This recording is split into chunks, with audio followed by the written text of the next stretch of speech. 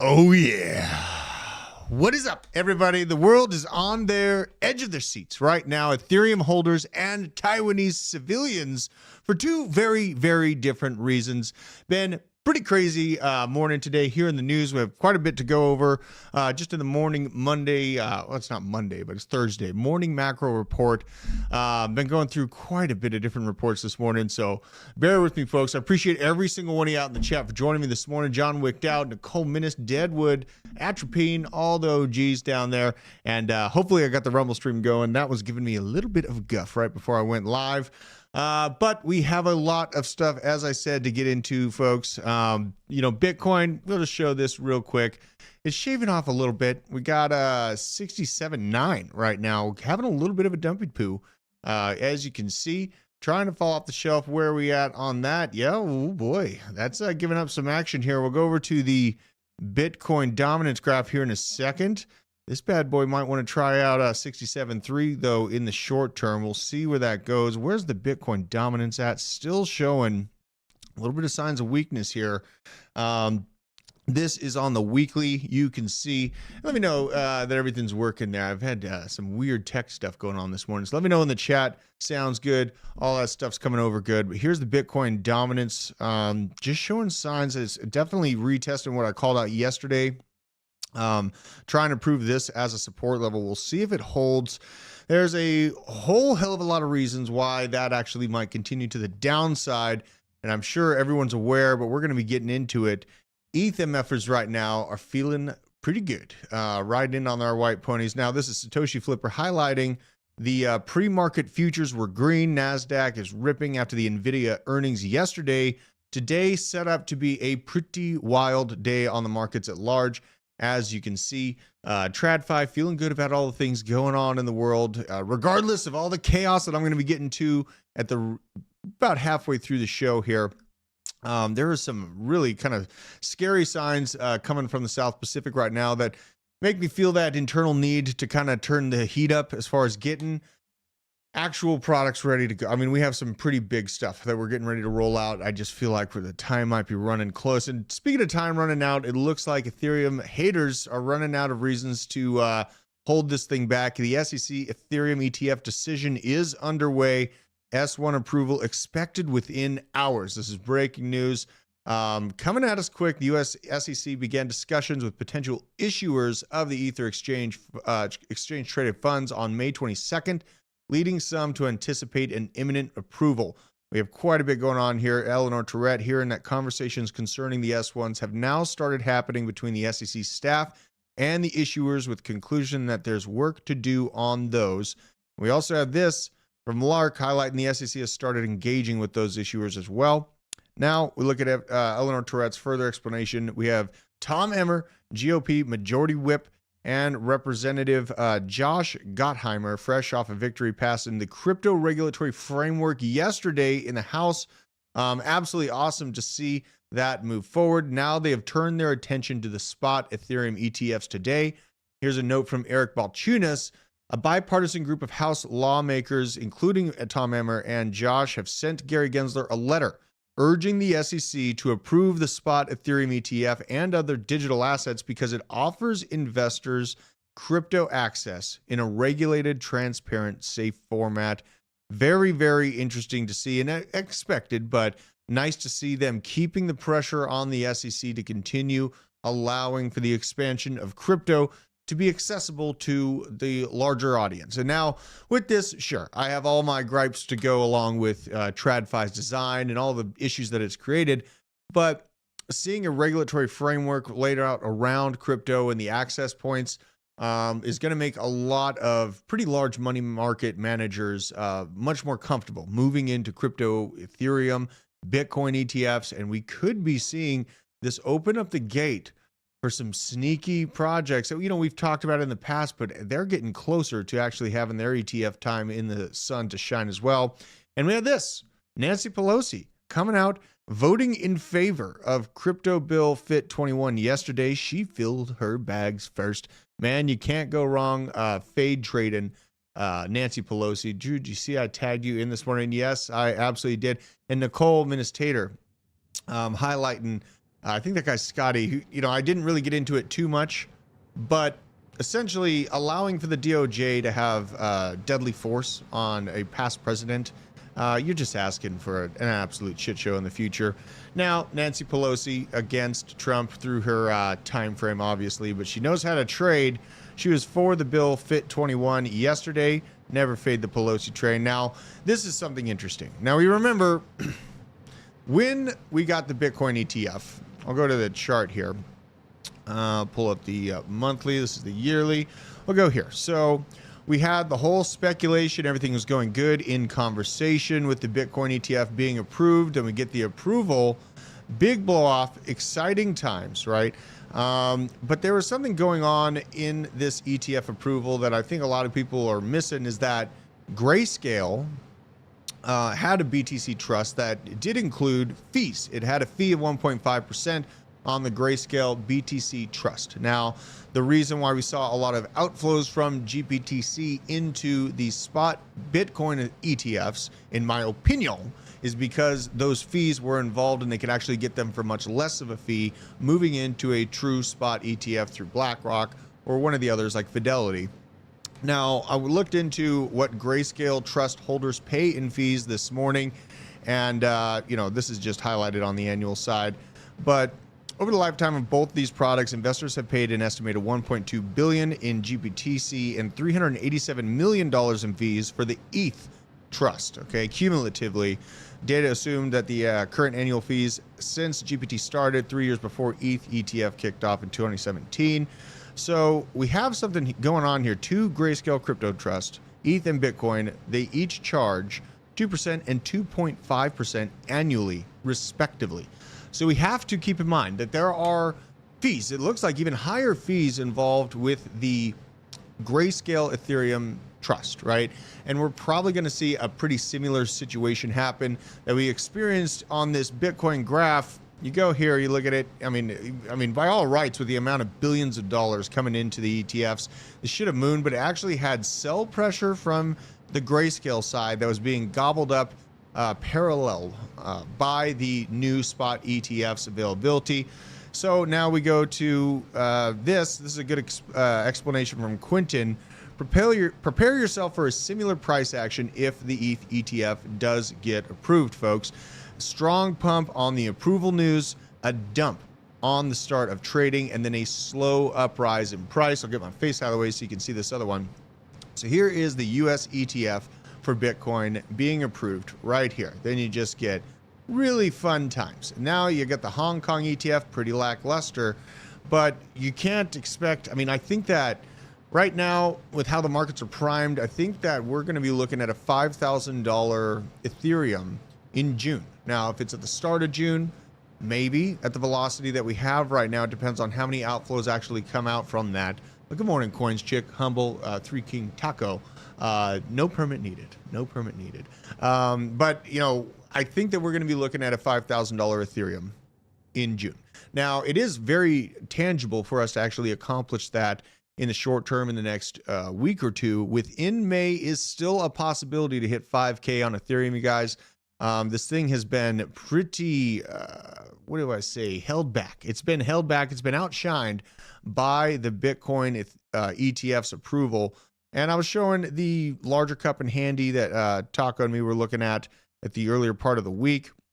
And if you just are backed up big time on here, 5K is right around the corner for Ethereum. And that's the previous, just right at about $4,856 was the previous all-time high that we experienced last bull market. And now coming back up, tapping that level, getting slapped around a bit, just the same as we did on Bitcoin, is not completely out of the thought. Now, we go here, and I want to show Bitcoin just one more time to show that slap around moment. For anyone that's new, if you're getting excited about, getting into crypto right now, this is for you. So we have this, and this is the backed up view of Bitcoin and its ETF action. You see, this looks very, very similar to what I just showed you on the Ethereum chart, and we experienced a little bit of slappy dappy up here at the top. So, we're going to get there. 5K, definitely tangible within this month, but I am watching those Grayscale outflows pretty darn closely right now. just because history doesn't always, mirror itself exactly, but it often rhymes. And we also see this picking up, which is a good sign. Hong Kong sees a record inflow for Ethereum ETFs. So the Hong Kong side, they do have their ETFs already available for the Hong Kong province in specific, while Bitcoin ETFs continue to perform strongly as investors speculate on the potential SEC approval in the United States. So in Hong Kong, they're seeing their highest daily inflow since launching on April 30th. China's AMC fund alone attracted over 37 million or $3.7 million, which is really nominal. This is just the beginning. And I was pretty taken back at the lackluster action of Hong Kong's ETFs, but you can expect nothing less. Most of the money in the world moves around in the US dollar, the US economy, and things connected to it like derivatives. So it's not too out of thought to think about it, but Sack Nasty today already sucks. Jesus. It's fired up, man. Fired up. So we'll see if Hong Kong is able to turn the heat up on the ETF side, but I do see something that they surely are turning the heat up, and this is where things might get a little bit weird. So first, and just a quick highlight, we did see on GPTC finally turn around, going into the positive on the 5-day moving average, record new high after a strong week of net inflows. Finally turning into the green. It's a good look. It's a good day. So what do we got here? We got conversations happening. On, mainstream media, CNBC, NBC. Let's pull this up. I'll go this widescreen. This guy says some pretty crazy stuff. Go back to the beginning here. Audio on. Let's get it. The SEC is starting to amend these S1s. So I don't know if the Ethereum ETF gets approved today, next week or the week after. It will get approved at some point in time. But also the trade now is who's next, right? Exactly. Who is next? Because and I was talking about yesterday. Now it's almost time for truly my ETF, my blended ETF of which, which crypto asset it is. And so who is next, though? I mean, I think you've got to think about Solana as probably the next one, right? I mean, Bitcoin, Ethereum, and Solana are probably the big three for this cycle. But I'll give you even a stranger, or maybe not stranger, but maybe an unintuitive way to think about it, Robinhood and Coinbase. Because now we have some clarity about what a security is and what isn't. And they'll be able to list a lot more crypto, which means a lot more trading for them. So I think they're the biggest beneficiaries from the change that's gone on. So BK, really glad to have you here. Big fan of your work. Man. So they're calling out Solana might be the next ETF approved here in the United States. That is a absolute tall order. I've always, months back when people were just throwing it out there, what's the next thing? We figure we're going to get a Bitcoin and Ethereum ETF this year, 2024. But what's the next thing to be looking out for? I was thinking Solana, Avalanche, and Chainlink.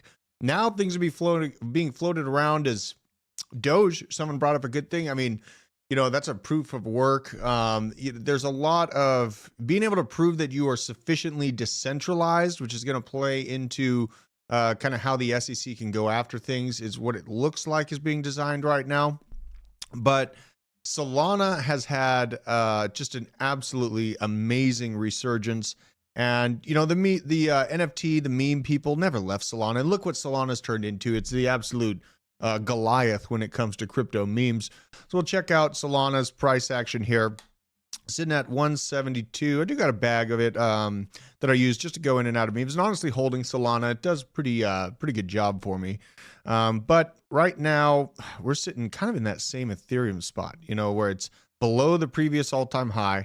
Sitting here getting slopped out, accumulating right in this range from $136 up to $200 flat.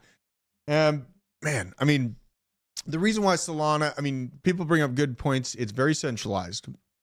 It's been highlighted by these gargantuan organizations like the IMF, the Bank of International Settlements for years. So when I look at the potential for the next ETF to be approved, Solana's right on up there, you guys. But, we also might see applications come in for Avalanche, for Chainlink.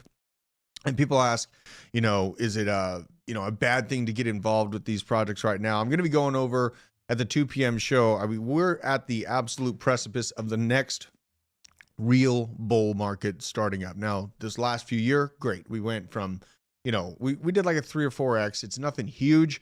We are not ready for what's about to come to the crypto markets with all of this institutional adoption and the incoming orange one. The orange one realizing that the money people, the young people, they love crypto. There's a lot more crypto holders in America than these organizations are giving credit for. And, Trump, RFK, they're realizing that that is existing. And even Biden, we saw Biden tapping out, it seems. Someone called, in my opinion, someone reached out to Biden's staff and let him know, hey, you're looking like an asshole. You're losing a lot of the younger vote, and you need to step back in a big way. People want their financial decisions to be, they want to have freedom over that. They want to have control over that. And with that, we talk about going in, getting these different coins that we're speculating on. But the main thing, the big power here, the big power play behind crypto is taking the power out of central banks and the monetary movement there within, taking that power back to the people. And you can be your own bank, you guys. This show, I must remind you, is powered by Arculus. This is the world's #1 cold storage platform where you can easily secure, store, buy, swap, send all your crypto all in one place with Arculus. It uses 3-factor authentication to do so, and it's extremely easy to use. It gets new people that might be interested in crypto or trying to figure out how to get involved, but they want to watch out. They don't want to end up like an FTX type situation where they're doing great and all of a sudden all their money's gone and being used to set up the next pandemic or get Joe Biden elected like Sam did. Give them the power to take the control into their own hands. Use code BASE10, click the link in our description, and get one for a loved one. Let people know the power is right there in front of them. It's very easy to use. You just have to get involved. My God, just grab them and shake them by the shoulders. Now this. Okay, so we talk about prep. We talk about blockchain. We talk about these amazing technologies that we see coming, the implementation of them, how the world's going to look. Something I've been pretty worried about and talking about for the past few years is there's a tug of war essentially happening on the macro for control of Taiwan, the production location for most of the world's semiconductor chips. Now, something is happening in Taiwan, and these are all breaking reports, so bear with me when we get into these things. Things are getting heated in a pretty quick way, you guys. This is from Global Press, highlighting that Taiwanese Fang 3rd HF-3 supersonic anti-ship missiles are currently being moved into defensive positions in response to some Chinese exercises that are happening right now around Taiwan. Look at this. The Taiwanese Coast Guard is currently warning the Chinese Navy to alter course.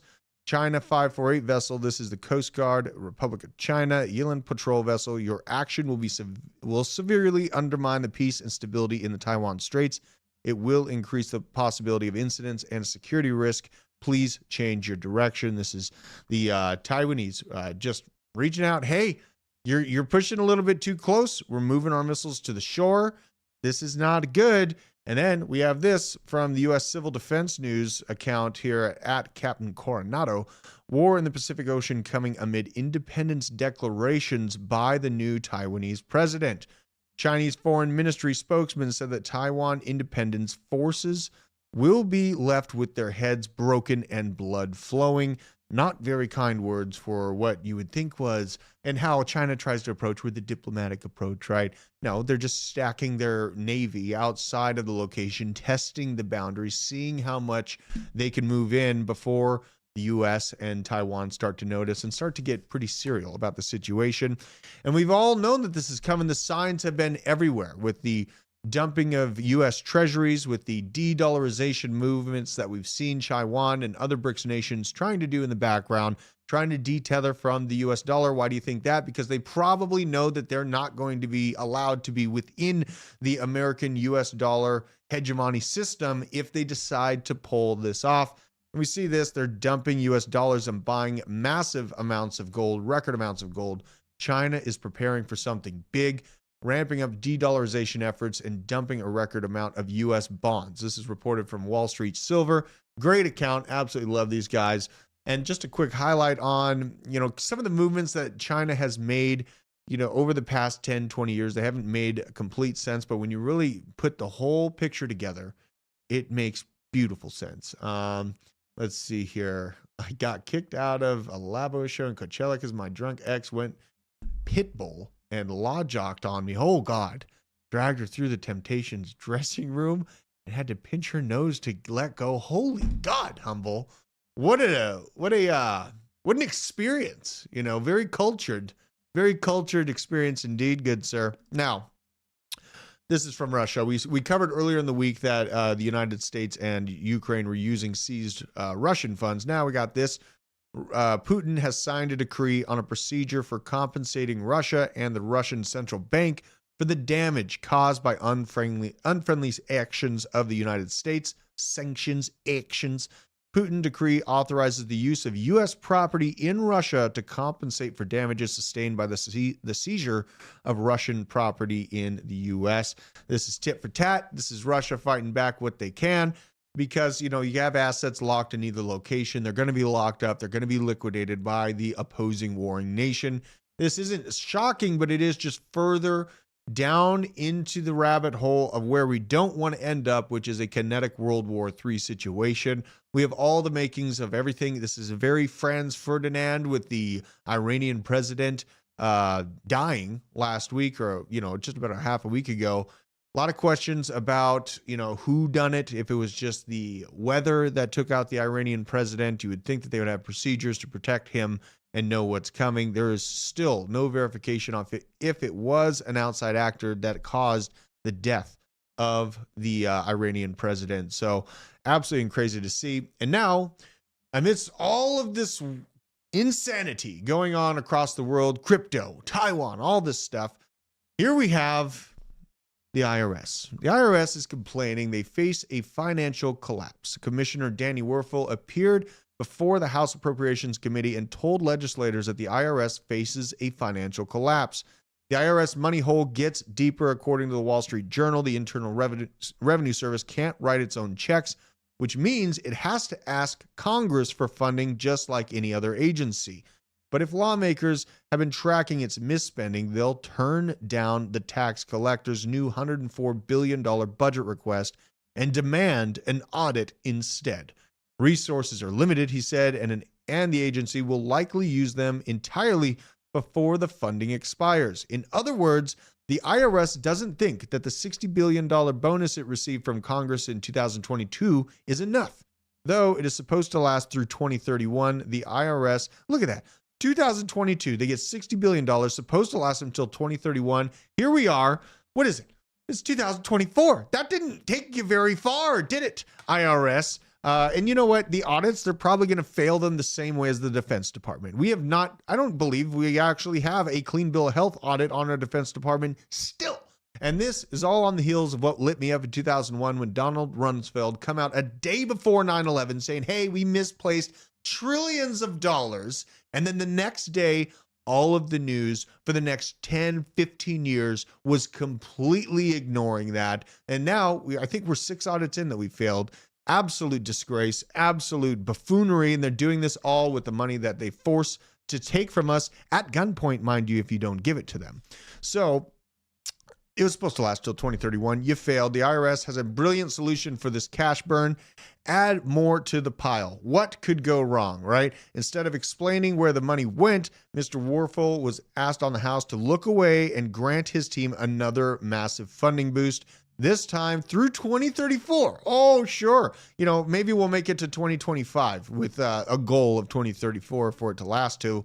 The extended bonus he seeks would bring a total supplementary funding to $104 billion over 10 years. Wow. What a mistake. What a whoopsie poo for one of the most advanced organizations on the planet to track money and to charge its citizens money. And now they've lulled us into such a sleep where, you know, if you add up all the taxes that we pay on, you know, sales tax, we pay on employment tax, income tax, real estate tax, vehicle tax, tags, all these different things that we have to pay taxes on. And still these inept buffoons cannot absolutely keep their budget under control. Really a disgrace. And now we have Bald assholes like this coming out and trying to cover for the whole situation. Let's give this a listen, Pooh. This is a cryptocurrency talk from Brad Sherman, one of my favorite congressmen, if you can't tell. Let's hear what he's got to say here. Turning this off. But the long-term objective of the crypto billionaire bros is to create a new currency, and they've named it well. Cryptocurrency literally means hidden money. And if it ever becomes a currency, it means that we will not be able to enforce our tax laws except on wage earners. And we will not be able to enforce our laws against child and traffickers, drug dealers, and those who violate our sanctions. Now, the crypto bros have a lot of money. They make money by literally making money. They spread it around all Washington. They had Sam Bankman-Fried do it. Now he's in jail. Others have stepped forward. They've got a PR campaign. The Lakers don't play at enforced tax laws arena. They don't play at an arena dedicated to law enforcement. They play at crypto.com arena. Oh my God. This dude just will not quit. Talking about, okay, so we will only be able to tax the wage earners. You mean the wages that you've kept down while the cost of living has absolutely escaped the average person, right? You can only keep beating down those people. So sorry that you can't stop the only off-ramp that American citizens have to escape sure death through a monetary means of hyperinflation that is on track to come to America by the beginnings of 2030. And for the people that are not pivoting right now, I absolutely beg you in the chat, please, for the love of God, share this show and wake them up about what's coming. But when that time does come, I will have done everything I can to scream from the rooftops that the absolute collapse of the dollar is in real time happening before our eyes, and it is up to us to open our eyes and acknowledge that and spread the word about what's coming to our fellow person, because they will be knocking on your door when things get very bad, when they say you have a bunch of sheep, you have all kinds of things built up. How did you get this? You are going to be a target if you do not help your community rise up and operate from a position of strength. That's just the flat out. We may, know and love these people right now, but when the going gets hard, when people go a few missed meals into it, behavior changes in a very fast and drastic way. We have to keep that in mind. It is on our shoulders for the time being to get this information to the masses, to share what's coming, to share about what we see in Taiwan, what we see with the development of AI, how much money is actually going to be created to put the systems of AI into place. We can pivot, we can make money off of that along the way. But for God's sakes, a big part of this is being loud and proud in the public square, letting people know about it before it's too late. It is on our shoulders, you guys. And with all this, we've had some people complain about Milei here. This is Peter St. Onge talking about Javier Milei's miracle turnaround in Argentina. He brought the annualized inflation down by 80%, turned a monster budget deficit into a durable surplus, slashed government spending, vote buying subsidies, and canceled crony contracts. The final challenge is wages up by unleashing Argentina's long-suffering small business sector. If he does this, he will finally pull Argentina out of the socialist dystopia. And it is not easy. It's not an easy road to the top if you want to rock and roll. There's been a lot of eggs he's had to crack to get here. A lot of people were upset with this overhaul and dismantling of many useless government organizations and overpaid bureaucrats that do nothing more than vampire leech from the average citizen down there in Argentina. And, more power to him. And Terry Dormer, yeah, right. Great work. Absolute shout out to Javier Milei going against the grain, coming out with a chainsaw, just ripping it up. I need to get his meme built back into the show here. Now this, just before I get out of here, you guys, this is absolutely crazy. A stage collapse at a President Rally Menes political event. 4 people lost their lives. This is a stage that came collapsing. Here they were on stage kind of cheering. They realized something was going wrong. They heard some cracks happening above and beyond them. And then this happened. Absolutely insane. I really pray for all the victims in this. This is super sketchy. I don't believe he is the current president. Yeah, here we go. To be clear, he is not the president of Mexico. George Menes is a Mexican politician of the 2024 Mexican presidential election. For perspective, this is like if you had been at a Trump rally. So he was rallying people up, not the president, and this is not a good look. Super sketchy. Keep your head on a swivel. We're going to go hop up to the Discover Crypto team, see what kind of alpha they're bringing this on this fine Thursday morning. Just gear up for a lot of volatility, you guys. It's not only up and to the right, but I do see 5K right around the corner for Ethereum.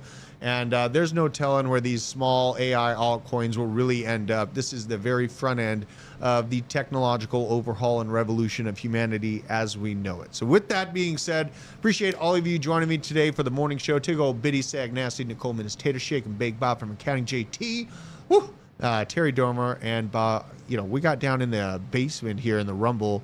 Username formerly known as GB. Good on ya. I'll see you guys in a real soon bit, and I hope you do well. Take care.